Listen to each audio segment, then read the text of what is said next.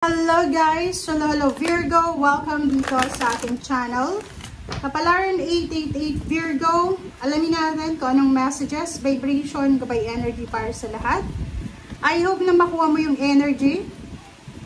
I hope na makuha natin Virgo yung energy and vibration. Sudden wealth. Wow! Congratulations sa iyo Virgo.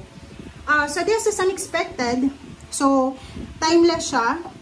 Di natin alam kung kailan ito mangyayari. But there's 11. It's either manalo ka sa loto, manalo ka sa sugal, or manalo ka sa kung ano man na patimpalak. So, this is your manifestation. So, sudden wealth, pagkigising mo sa umaga, posibleng may pera. Parang ganun. So, comment down below if you resonated.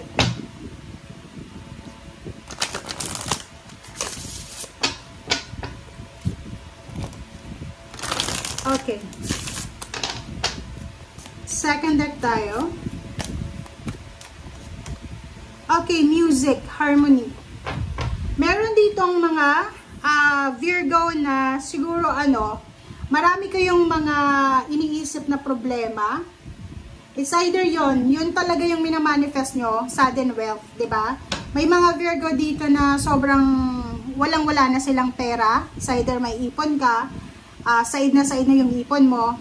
It's either naghahanap ka ng trabaho pero hindi ka makahanap-hanap ng trabaho. Yung iba naman sa inyo is parang emotionally battered ka. So maraming mga problema sa emotional, pamilya, relationship, ganyan. But isa sa mga pwede mong maging kumbaga ang tawag dyan, yung libangan mo ba is music, 'di ba? So, sinasabi ng bara sa'yo na sa music, 'di ba? It's either magaling kang kumanta, composer ka, magaling kang mag-play ng instrument, pwedeng 'yan ang maging rason para makuha mo yung sudden wealth. So, ibig sabihin yan Virgo, kung isa kang gifted na Virgo, pwedeng yung pagmamahal mo sa musika ay siyang maging rason para maging sobrang milyonaryo and bilyonaryo ka. Kasi yun yung pwedeng magdala sa'yo ng sudden wealth. If ever lang.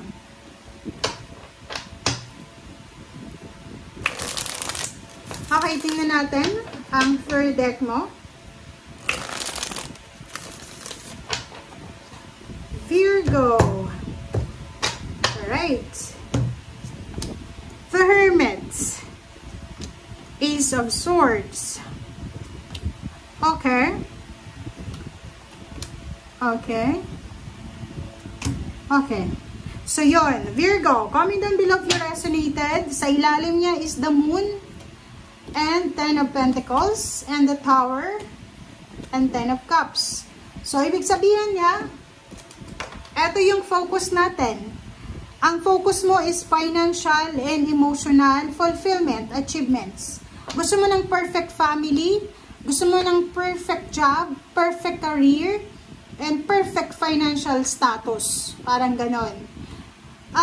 Sinasabi ng bara dito na plano mong magpatayo ng bahay, plano mong mag-travel, plano mong magkaroon ng pera, lump sum of money, parang ganon. But, ang nakikita ko sa'yo dito, nag-aalala ka.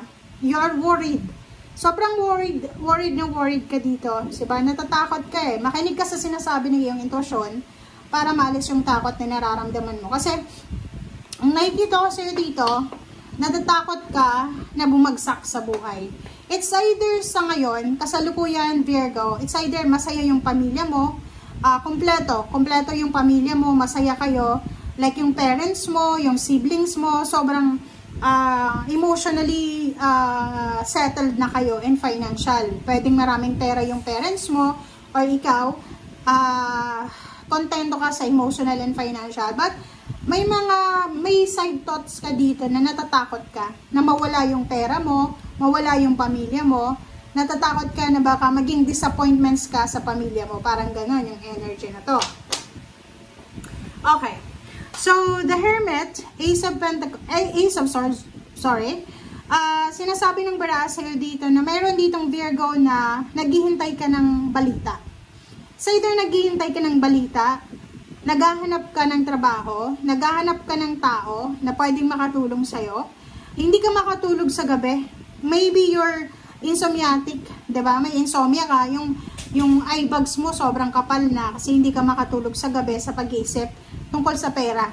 Hindi mo alam kung saan ka makakakuha ng pera kasi nakikita mo to, plano mong magpakasal, plano mong magpatayo ng bahay, magpa-renovate ng bahay, plano mong bumili ng bahay, parang ganon.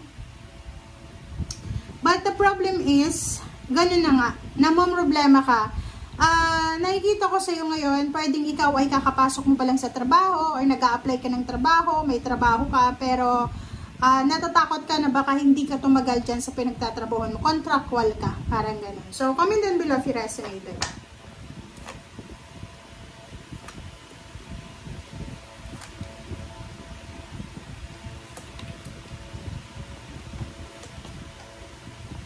Alright.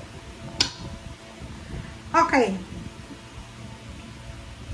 Sinasabi ng baraha mo na kung gusto mong matupad yung mga pangarap mo sa buhay, financial or emotional, gusto mong magpakasal sa emotional, gusto mong maibigay sa pamilya mo, yung pangarap mong bahay, lupa, sasakyan, negosyo.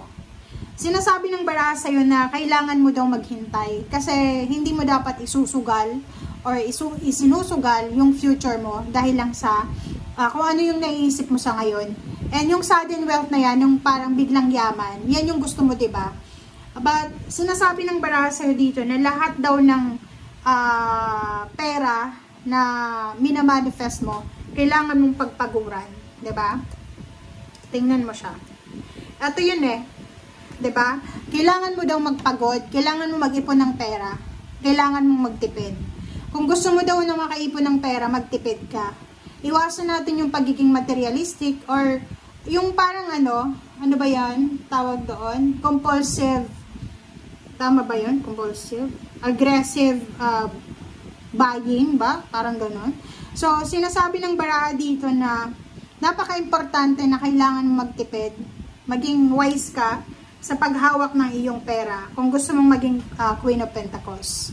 Kasi lahat naman tayo gusto nating maging Queen of Pentacles. Yung Queen of Pentacles, wala ka ng problema sa pera. Pero alam mo, milyonaryo, bilyonaryo, namumroblema pa rin yan sa pera. So, ang kailangan mo lang gawin is kung ano yung parang reachable ngayon. Huwag tayong masyadong maghangad ng sobra-sobra. Kasi hindi maganda pag sobra, 'di ba? And yung tama lang, Hierophant, sinasabi ng baraha sa'yo dito na may mga tao sa paligid mo, may mga kakilala ka na makakatulong sa'yo, lalo na sa trabaho. Pwedeng may mga tao dyan na makakatulong sa'yo para i-recommenda ka sa isang company, sa isang employer or CEO or agency. But yun na nga, kailangan na maging matalino ka, maging wise ka sa paghahawak ng pera mo.